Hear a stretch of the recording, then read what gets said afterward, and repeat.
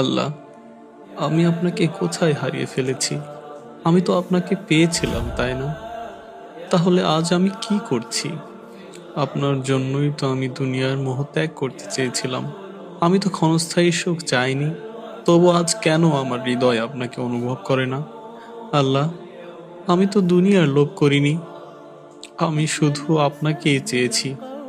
প্রতিটি সম্পর্কে, প্রতিটি ভালোবাসার প্রাপ্তির বদলে আমি শুধু আপনাকেই চেয়েছি। আমার প্রতিটি নেক কাজ ছিল আপনাকে পাওয়ার জন্য।